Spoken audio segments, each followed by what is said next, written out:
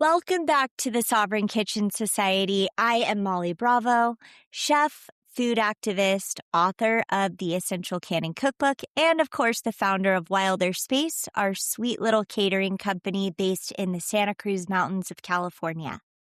This is the show where we're going to dig into old world kitchen skills for the modern world.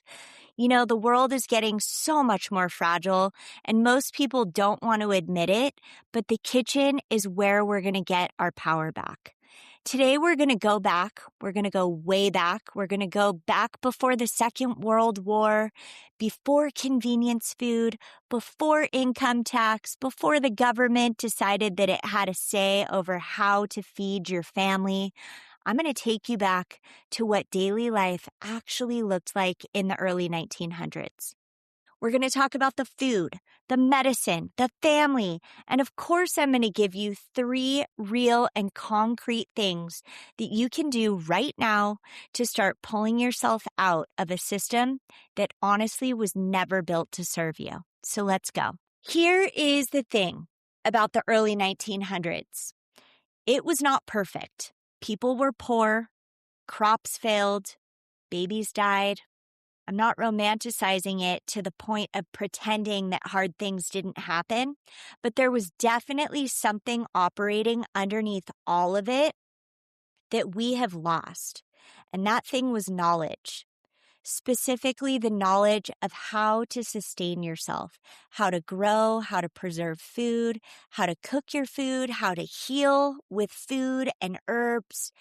A farm wife back in 1910 knew how to read her garden like clockwork. What I mean by that is she knew that cucumbers needed to be picked before the sun hit them, or guess what? They'd get bitter. She knew that if you rendered your own lard in the fall and you stored it, and you could cook with it all winter long. She kept a crock of bacon grease by the stove. How many of your grandparents did that? I totally remember my mom doing that. And it was like liquid gold back then. That fat had so much flavor. It was medicine. It was seasonings for your cast iron. It was the ability to soothe your dry skin. And it was grease for the pan for really good homemade cornbread that fed a huge family. Your grandmother wasted nothing. She didn't waste the chicken bones because those ended up going into a pot with onions and carrots and herbs or whatever she had on hand. The fabric from our sacks of flour back then ended up becoming dresses. In fact, the flour purveyors that made the flour, that made those sacks, ended up making them specifically with women in mind, knowing that they were going to use that flour to make a dress. And when those dresses wore out, when the jeans wore out that the men were wearing to work, they did not get thrown away. They did not get new pairs of jeans. They were having patches that were sewn onto all of their clothing, 6, 7, 8, 9 different patches at a time before they were allowed to get new clothes.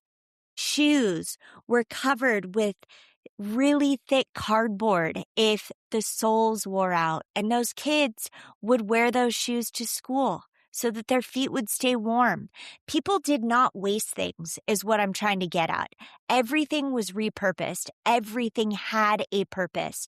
Nothing was wasted. The idea of throwing something away before it was completely used up was actually offensive. It was wasteful.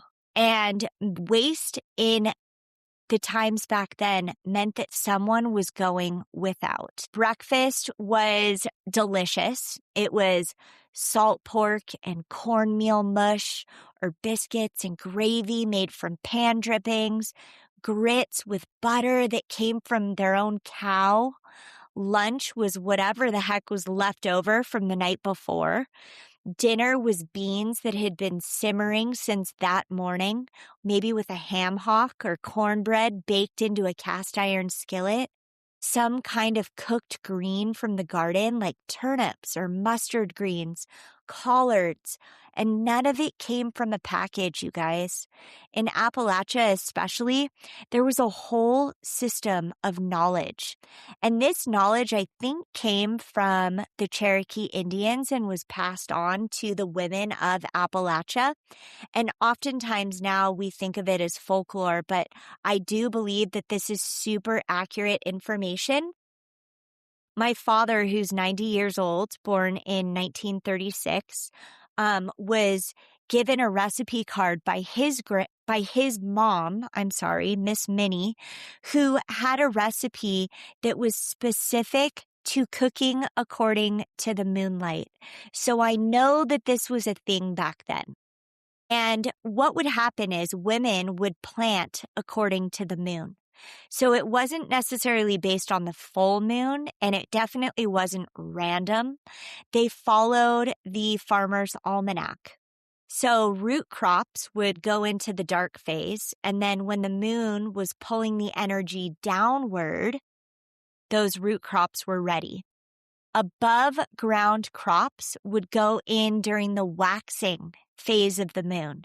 So obviously it wasn't superstition. There was a lot of truth behind what they were doing. It was generational information. It was empirical knowledge that was passed down through observation, and it was passed down over centuries.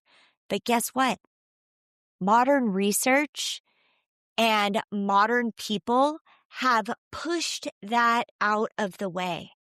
However, it is to be known that modern research in biodynamic agriculture actually backs up this information. So there is truth to it.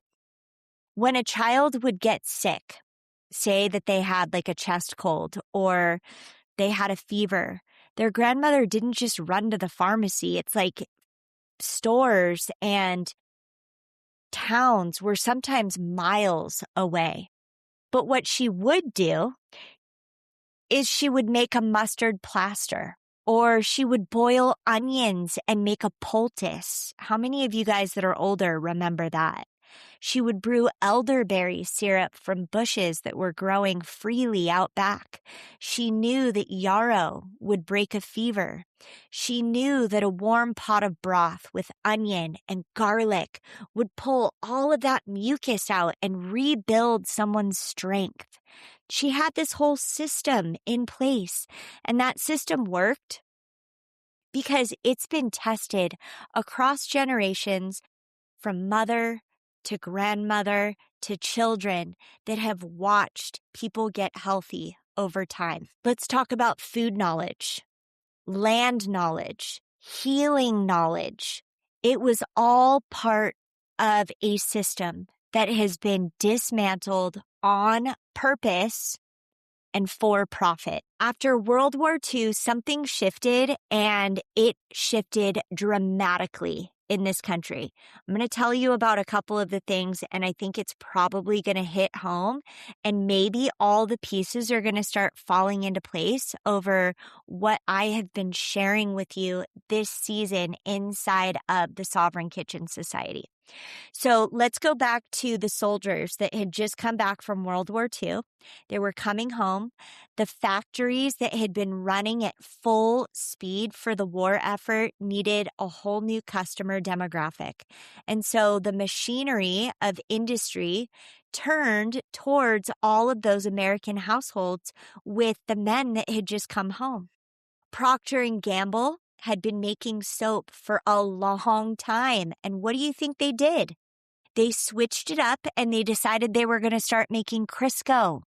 Convenient, shelf-stable, industrially processed vegetable shortening.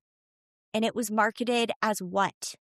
It was marketed as cleaner and healthier than lard.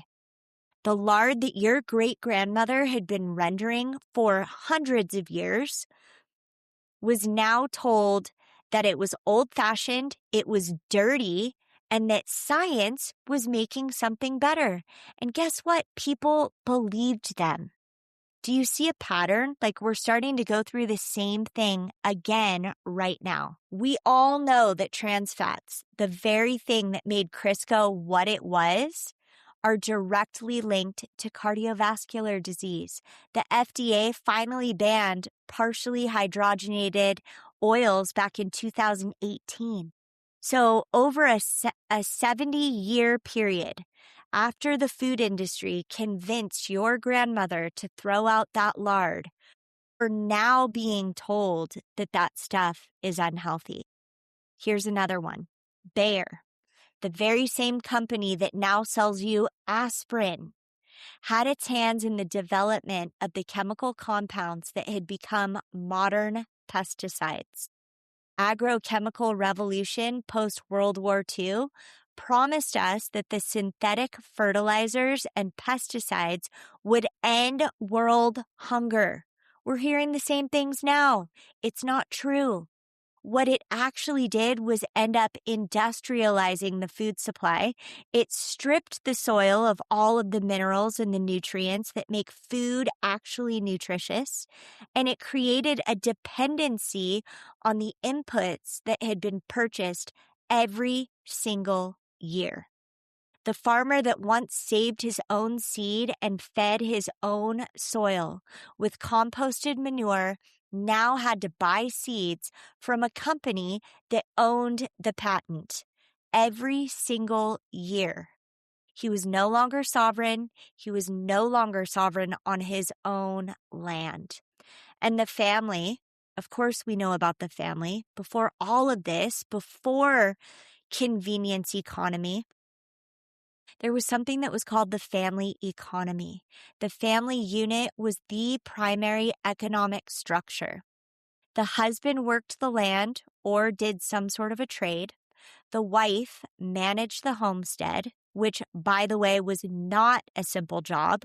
She was the nutritionist, the doctor, the food preservationist, the budget manager, the educator of the children, and the children were all part of that family economical system.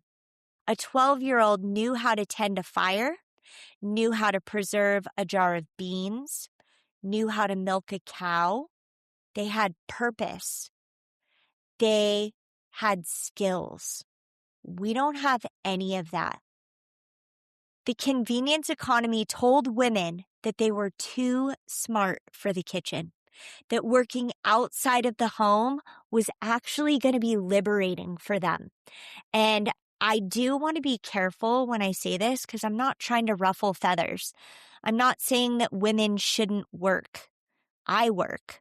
But what I am saying is that what we were told was liberation actually meant that corporations were gaining 2 workers instead of just 1 and lost 1 extremely skilled household manager in the process. We outsourced everything. We outsourced everything that our grandmothers did to companies that profit from our dependence on them. And now we wonder, gosh, why are we sick? Why are we broke? Why do we feel like we have no control over our own lives, over how we raise our children? This is exactly why I built the Pantry of Plenty, you guys. It lives inside of the Sovereign Kitchen Society, which is our community, our online community, and it is at its core a curriculum that is built around everything that your grandmother knew and that nobody has taught you. We're learning how to build a real pantry, how to preserve food, how to cook from scratch without a recipe telling you what to do every little step of the way. We're learning how to stop depending on the grocery store as your only lifeline. You know, the supply chain is not stable. I don't know if you've realized that yet, but it is not stable and we need to be prepared. We saw it happen in 2020. We're seeing it happen now with fuel costs, shipping delays, grocery prices that are up nearly 30% since 2024. Families that are not panicking are the ones that have a full pantry and that have the skills to survive.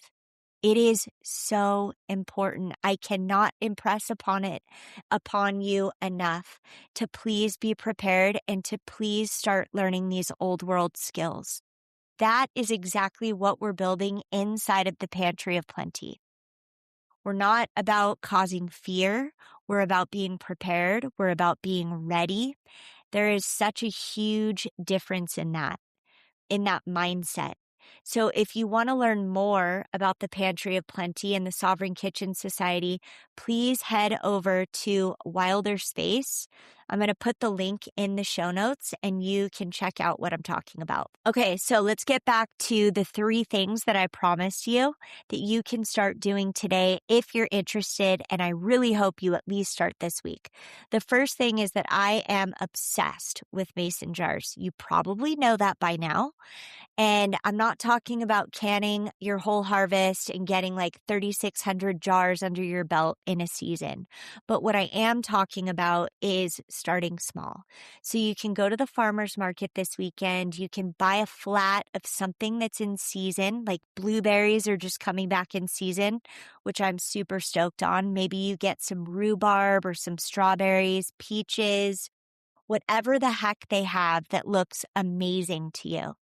You want to go for what's ripe, and you also want to go for what is cheap right now. So you always want to go for what's in season.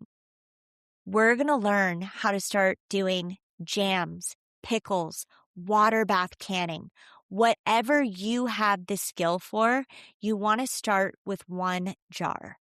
1 jar is going to rewire your brain. It's going to shift you from becoming a consumer to becoming a producer. It's the very first act of reclaiming your kitchen as a functional workspace and not just a room where you heat things up that other people have made. 1 jar is going to become 10 jars. 10 jars is going to become a shelf. A shelf is ultimately going to become your pantry.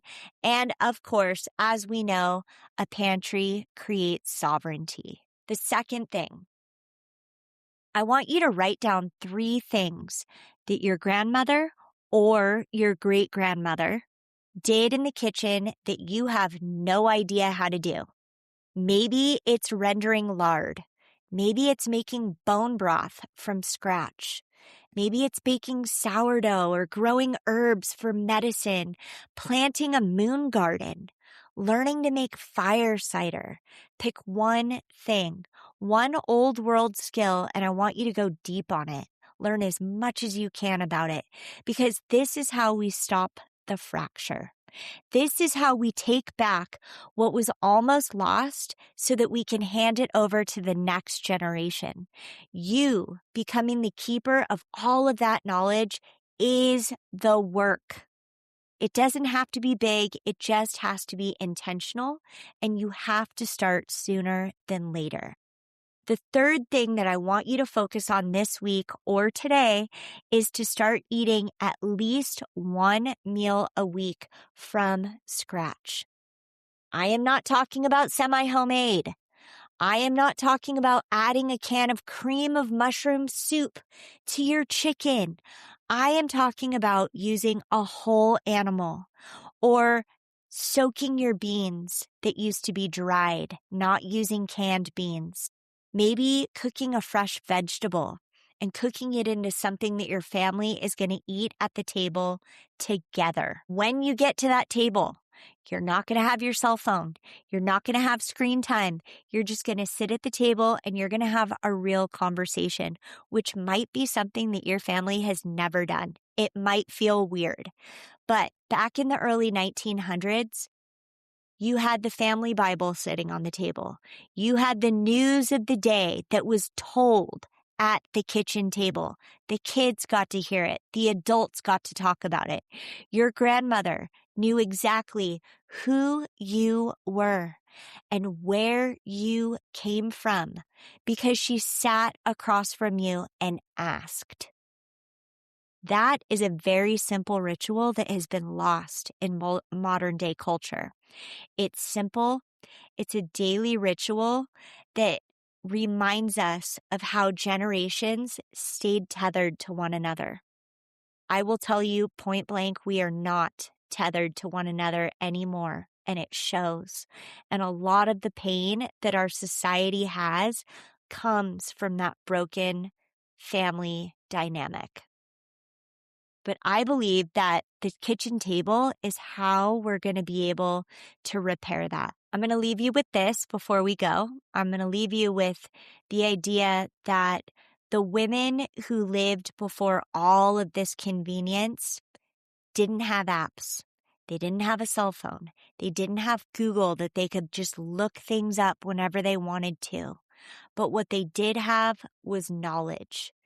They had knowledge that was passed down to them from their grandmothers. It was passed down deliberately.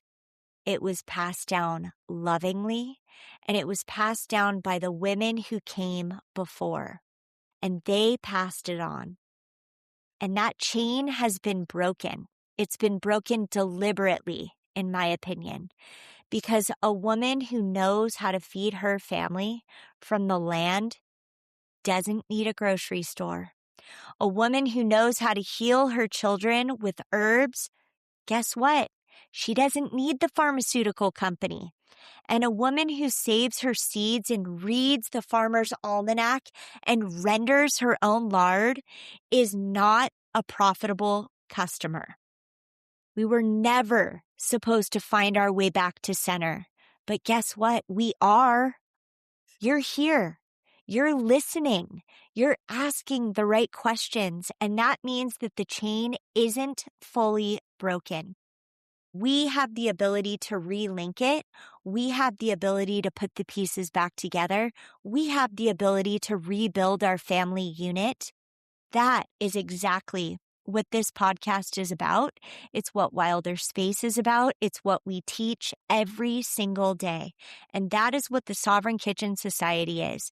We're gathering the wisdom of our elders so that we can pass it on to the next generation, because our kids deserve to know where their food comes from. They deserve to know how to feed themselves no matter what. Everybody deserves that.